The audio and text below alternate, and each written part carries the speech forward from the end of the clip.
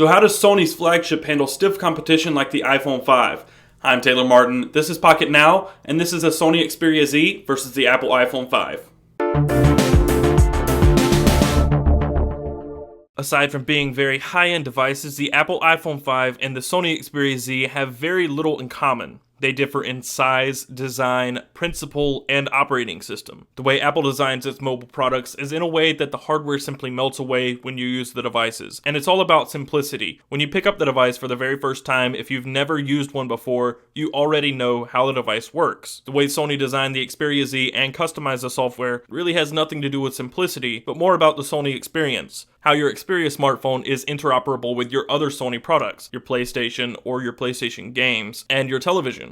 First, let's look at design, where these two devices actually have the most in common. Sure, the Xperia Z is much larger than the iPhone 5. The iPhone 5 has a 4-inch display versus the 5-inch display on the Xperia Z. But when you look past that, both devices have a very similar design. They're squared, they have hard edges, and relatively sharp corners. The Xperia Z's design, however, is a little more like the iPhone 4 and the 4S, in that it has a glass panel on the front and back of the device. On the front, it has Dragon Troll glass, and on the rear, it has Gorilla Glass. The iPhone 4 and the iPhone 4S both had glass on the front and back as well. With the iPhone 5, Apple moved to an anodized aluminum plate for the back of the iPhone, leaving only two portions of glass on the rear, one at the bottom and one at the top for passing radio signals. So how do these two devices feel in the hand? The Xperia Z at 5 inches is a lot more unwieldy, and its hard edges make it a little hard to grip and use one-handed. If you hold the device in your right hand, the power button rests about at the base of your thumb, meaning you have to either stretch your thumb down or adjust your grip to reach it. And the volume rocker is also pretty difficult to reach, as it rests just below where your palm sits if you hold the device with your right hand. If you switch over to your left hand, the volume rocker sits beneath your ring finger or middle finger, and the power button is just above that. And although the Xperia Z feels very premium and substantial, it's not exactly comfortable to hold.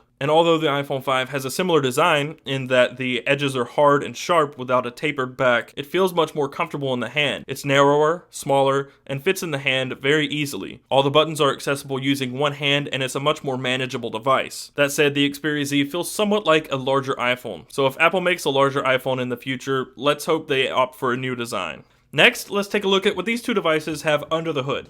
The older of the two, the iPhone 5, has a 4-inch Retina display, which is IPS LCD at a resolution of 1136 by 640. It also has an 8-megapixel camera, comes in either 16, 32, or 64 gigabytes of storage, 1 gigabyte of RAM, a 1.2 gigahertz dual-core A6 chip, and roughly 1440 mAh battery.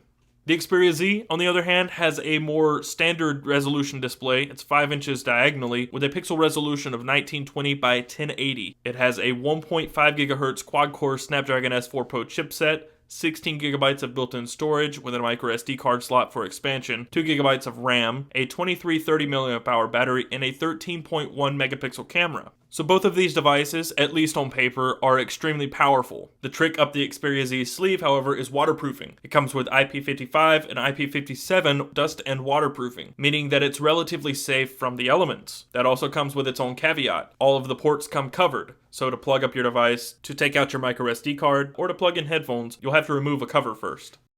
But how do these specifications translate into performance? The iPhone 5 is notorious for being extremely consistent and performing really well. It's great at gaming and video playback and rarely ever stutters on the home screen, switching between applications, pulling down notification shades. It is really hard to bog this thing down. That's partially due to the fact that it doesn't do true multitasking and only ever focuses on one single task. Still, it rarely ever stutters. The quad-core processor on the Xperia Z is a different story. It should be enough to power the device without stuttering or any kind of hiccups, especially considered that it's paired with Project Butter. But it still stutters on the home screen, switching between applications, and all throughout normal use. It's very minor. Most people probably wouldn't notice it, but it's impossible to miss if you have a keen eye. Video playback in gaming is great, but these little hiccups and stutters really take from the full experience.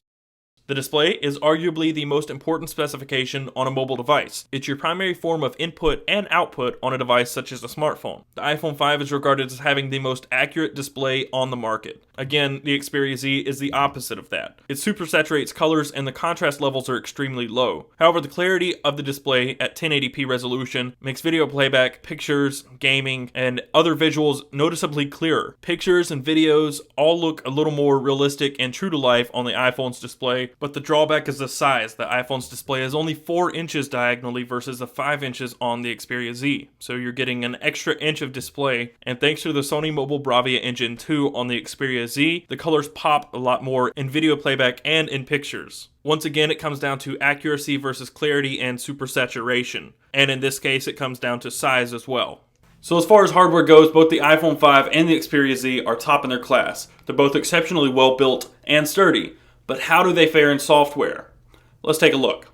While it promises few to no hiccups in daily performance, iOS is the iPhone 5's Achilles heel. Apple really hasn't updated the interface in many years, and it looks almost the same as it did when the original iPhone launched. Only minor things such as folders and wallpapers have been added to the mix. The experience on the Xperia Z is very much like the stock Android experience. The icons and the widgets are a little different. They're customized to Sony's liking, but the experience overall is very stock-like, meaning these two devices have very few similarities in terms of software. iOS is aging poorly, and Google is constantly innovating and adding new features to Android. The Xperia Z comes with Android 4.1.2, so it's not on the latest version of Android, unfortunately, but it does have all the features that were included in the first Jelly Bean update. Everything from how you switch applications to how you navigate the operating system is totally different. The iPhone 5's home screen is very rudimentary. It consists of only folders and icons, and the only customization outside of jailbreaking your device is rearranging the order of icons and folders or changing the wallpaper. The Xperia Z's interface, however, has widgets, icons, folders, and shortcuts, all of which can be rearranged in any order and placed wherever you like. Sony's custom software also comes with the ability to apply different themes, which changes the accent color system-wide. It basically allows you to customize the interface to your liking. This is one area where the Xperia Z has a true advantage over the iPhone.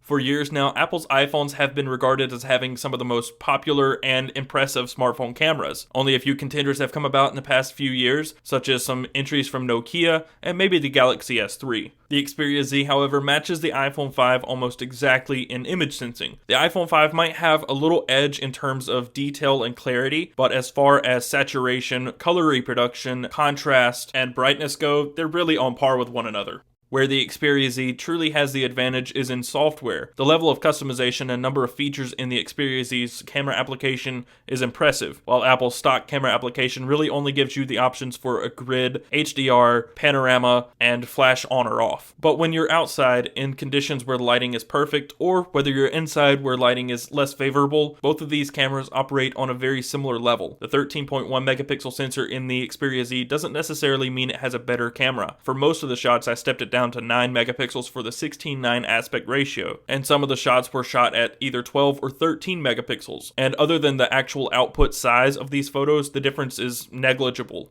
All in all, the Xperia Z and the iPhone 5 are truly premium devices from Sony and Apple. The iPhone 5 has an advantage in display quality, but the size is a little small for some. On the other hand, the Xperia Z's display is larger and more dense, but its contrast is low and the colors are super saturated. The software on the iPhone 5 is getting a little long in the tooth, whereas the Xperia Z runs one of the most recent Android versions. And their camera performance is nearly neck and neck, so it really comes down to preference in size and operating system.